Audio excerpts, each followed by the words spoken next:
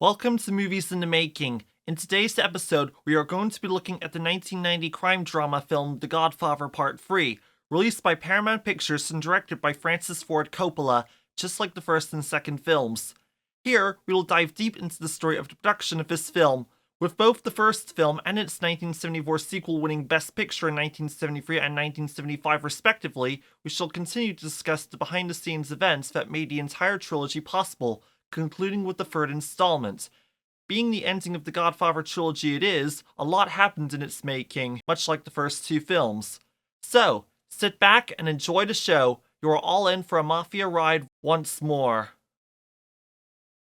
Director Francis Ford Coppola took over 15 years to make The Godfather Part III due to his initial reluctance to revisit the Corleone saga. After the success of The Godfather and The Godfather Part II, Coppola was content to leave the story behind, focusing on other projects like Apocalypse Now, United Artists 1979, and The Outsiders, Warner Bros. 1983. However, after One from the Heart, Columbia Pictures 1982, flopped and his studio, American Zoetrope, faced financial troubles, Coppola found himself in a difficult position and accepted a lucrative offer to make a third film. Despite having early scripts, Coppola and Mario Puzo rewrote much of the material, viewing the film as an epilogue rather than a direct sequel. The studio, Paramount Pictures, however, insisted on calling it Godfather Part III against Coppola's wishes. Coppola initially refused to direct The Godfather Part III because he believed the story had already been fully told in the first two films and had no desire to return to the Corleone saga. Despite his reluctance, the financial offer from the studio was too tempting to turn down. Coppola was particularly opposed to calling it The Godfather Part III, believing it misleadingly suggested the continuation of an ongoing saga when he viewed it as a definitive end to the story. Instead, he wants to title it The Death of Michael Corleone, framing it as an epilogue to wrap up the narrative. Though he was forced to compromise with the studio's demands, Coppola's vision was eventually realized with the re-edited The Godfather Coda, The Death of Michael Corleone, released 30 years later, which he felt was the superior version of the film. Coppola had originally wanted Julia Roberts for the parts of Mary Corleone for Part 3, and even tested Madonna, but Winona Ryder, a rising star, was eventually chosen. However, after Ryder arrived on the set in Italy, she was too ill to work. Her then-boyfriend, Johnny Depp, informed the studio that Ryder had suffered a nervous collapse, leading to her departure from the film.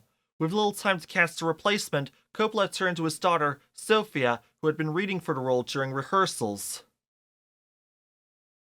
Sofia Coppola reflected on the backlash to her performance in Part 3, acknowledging that while the negative reviews were painful and embarrassing, they did not break her spirits.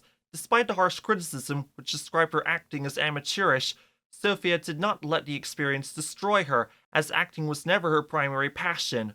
Her father, however, was more protective, feeling that critics unfairly attacked her and that she took the bullet for him.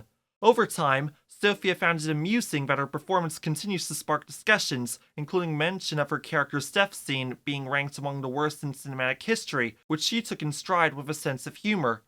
Sofia went on to direct the critically acclaimed film The Virgin Suicides, Paramount Classics, 1999. Andy Garcia's casting in Part 3 came in with high expectations, as the film was the long-awaited conclusion to a beloved saga. Garcia, having made his mark in films like The Untouchables, Paramount Pictures 1987, and Black Rain, also Paramount Pictures, this time 1989, was chosen to portray Vincent Mancini, the hot-headed illegitimate son of Sonny Corleone, who seeks to claim the Corleone family's legacy. To help Garcia prepare for this complex role, Mario Puzo gave him a very detailed profile of Vincent, describing him as a mix of his family's traits: the strength of Sonny, the intelligence of Vito, the coldness of Michael, and the warmth of Fredo. Garcia embraced these qualities in his portrayal, delivering a performance that brought a fiery energy to the film, while also showcasing Vincent's deeper, more calculated side.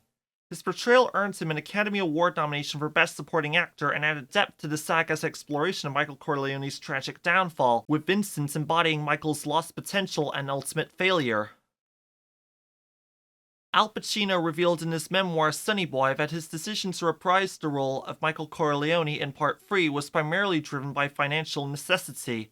Unlike his earlier hesitation before Part 2, the choice for the third film was easy, as both he and Coppola needed money at the time. He appreciated the original script's strong elements, particularly its poignant ending, but faced challenges during production, such as the absence of Robert Duvall and last-minute cast changes. Despite the film's mixed reception, Al Pacino saw Michael's pursuit of redemption as a natural evolution of his character, although he understood why audiences might have preferred him to remain the ruthless figure they knew from earlier films. The plot of The Godfather Part III was partially inspired by the mysterious death of Pope John Paul I, which became a key element in the film's story. The Vatican Bank and a conspiracy involving the Pope's death, which was believed to have been linked to corrupt financial dealings, were central to the film's complex plot twists. Although this subplot initially confused many viewers, it reflected Coppola's decision to incorporate contemporary real-world elements into the Corleone family saga. The inclusion of this conspiracy, despite its convoluted execution, was partly a result of Coppola's attempt to address the corruption and power struggles with the Vatican, which paralleled the family dynamics in the film. The film's narrative draws heavily from the scandals surrounding the Vatican's financial dealings, especially its involvement with the Banco Ambrosiano and the controversial banker Michele Zidano. Coppola's inspiration for the film came from conversations with Charlie Bluedorn, the head of Gulf and Western, which owned Paramount during the Godfather era. Bluedorn shared stories about the shady business dealings he had with figures like Sindona and Roberto Calvi, who was later found dead under mysterious circumstances. Coppola used this real-world intrigue as the basis for Michael Corleone's attempt to gain legitimacy through the Vatican Bank. The film's depiction of the church's financial dealings, along with the murder of Michael's daughter, parallels the real-life drama surrounding the Vatican, including the death of Pope John Paul I and the collapse of the Banco Ambrosiano. The financial plotline was a direct reflection of the corrupt practices that were part of Paramount's own history under Bluedorn's leadership, making the film a dark commentary on the intersection of power, money, and the mafia-like practices of the real world. The Godfather Part III was filmed at the Grand Silicon Castle located in Acireale, Italy, which dates back to the late 1800s. The neo-Gothic mansion, featuring 22 bedrooms and a 12-room apartment, was originally designed as a museum by Barone Agostino Panisi of Floristella, but became a private residence for his family. With its marble staircase, arched windows, and stunning artworks, the castle also includes a chapel decorated with frescoes by Italian painter Giuseppe Schuetti. The expansive estate, surrounded by a palm-lined drive and a lush private park, served as a key filming location in the iconic film, further highlighting its historical and architectural significance. The final scene of Part 3 was filmed outside of Teatro Massimo, which was closed for restoration at the time. To capture panoramic views, several sequences were filmed from the terraces of Palazzo Sovrana in Sicily, Italy, providing stunning shots of the city. While Coppola was able to film the theater's exterior, the interiors had to be recreated at Cinecittà Studios due to ongoing restoration work. The Teatro Massimo remains a key location in the film, symbolizing the trilogy's tragic conclusion. In the winter of 1989, Coppola reopens the Teatro Massimo in Palermo, which had been closed for 12 years, to film exterior shots. Due to ongoing restoration, the interiors were recreated at Cinecittà, and the iconic scene remains the defining moment of the trilogy, still remembered as the final image of the saga. According to Garcia, one of the most significant scenes, where Michael Corleone passes on power to Vincent, was added during reshoots, with new pages arriving the day they shot it. Despite the immense scale of the production, Garcia had no difficulty getting into character as Vincent and was eager to play the part. He reminisced about working closely with Coppola and the cast, including Al Pacino, Diane Keaton, and others, and the profound connection he still felt to the movie decades later. As of the 28th of February 2025, The Godfather Part III has a 66% critics rating on Rotten Tomatoes, a 60 out of 100 score on Metacritic, a 7.6 rating on IMDb, and a 3.5 rating on Letterboxd. The film's budget was $54 million and it grossed almost $137 million following its initial release date of Christmas Day 1990. The film received 7 Academy Award nominations, including 1 for Best Picture. Meanwhile, Sofia Coppola won 2 Golden Raspberry Awards, 1 for Worst Supporting Actress and 1 for the now discontinued category Worst New Star. Coppola later created his cut, entitled The Godfather Coda, The Death of Michael Corleone, as a way to redefine and reframe the third installment of his iconic trilogy, providing a fresh perspective of the film's legacy. By re-editing The Godfather Part III, Coppola aimed to shift its position in cinematic history, offering a more poignant and self-reflective narrative about Michael Corleone's struggle with redemption and his own myth. Coppola recontextualized the story by altering key scenes, including the film's opening, giving a more focused portrayal of Michael's desperate attempts to reconcile his past sins, ultimately turning the movie into a sharper, more tragic commentary on the character's fate and the entire saga's legacy that later gained better critical reception than the original cut. The restoration of The Godfather Part III was a meticulous, frame-by-frame process handled by American Zoetrope, the production company founded by Francis Ford Coppola and George Lucas.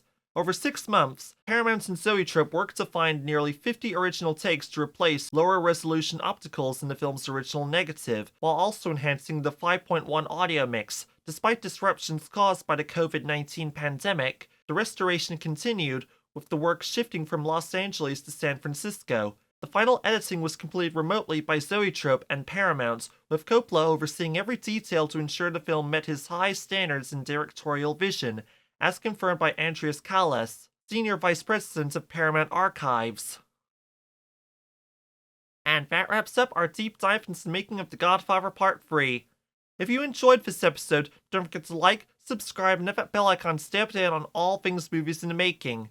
Let us know in the comments what you think of The Godfather Part III, or if you have any favorite moments from that film we did not touch upon, or what films you would like to hear covered by this channel. Also, be sure to check out our community page, where we announce what films will be talked about each week. New posts arrive every Friday. Thanks for watching, and we'll see you all next time in Movies in the Making, where we will be talking about The French Connection, 20th Century Studios, 1979, and more films to follow along the way. Tune in for more Movies in the Making as we uncover the stories behind cinema's most unforgettable films. This has been Jason Scotchmer, film enthusiast and passionate about the art